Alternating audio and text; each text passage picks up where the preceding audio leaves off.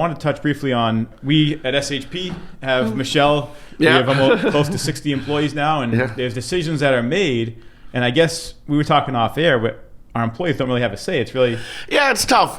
So there's, about a month ago, there was a situation where the United Healthcare CEO got shot. Unbelievable. And I'm guessing it was for somebody who had a claim denied or something like that. And what's frustrating is that person probably had no decision-making authority in the fact that his employer chose to go to United Healthcare. Yeah. And I sell United Healthcare every day. It was my most popular Advantage plan for years, and this year it wasn't as much. But I recommend it to employers all the time, and it's really the employer making those decisions, and it's frustrating that the employee really has no choice in that. But it's also our delivery of healthcare as a society is done through employers. Yeah.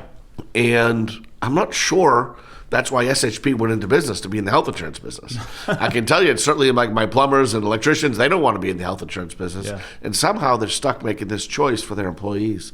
So if you look at, for companies like ours, what are the main choices that are out there? Obviously United Health. Yeah, so we're lucky enough to be in Massachusetts, where there are really good, solid plans. And I put United Health, Cigna, Aetna, in one national carrier bucket. Yep. And then we have local HMOs, which are different.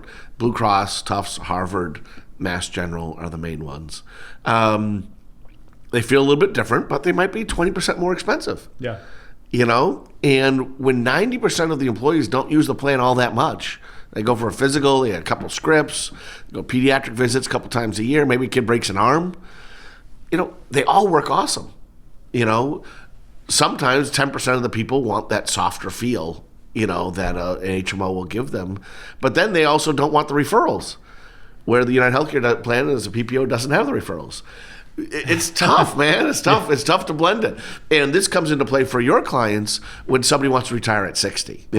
I will say, though, for those clients listening and those folks listening that are not clients, just out there working and doing and trying to get to this point, the cost of insurance is high if you retire before 65. Yeah. It's brutal. We're talking $15,000 for one, $30,000 for two, on average. I know you're thinking you want to get to health, you want to get to Medicare, and then you can retire because health insurance is so expensive.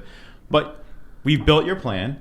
Let's say you need $100,000 a year to cover your expenses. Okay, we just add an extra 20 to 30, depending on what it costs for health insurance for the first 4 years of retirement, right. And then it goes back to $100,000 for expenses. And guess what? Your plan works fine. So sometimes I'll show like projections or Monte Carlo to age 90, and it's like if you retire now, you're going to leave $3 million behind. But if you work till 65, you're going to leave 3.2 behind. Is it worth going to work every day? Yeah. That's obviously just every scenario is different.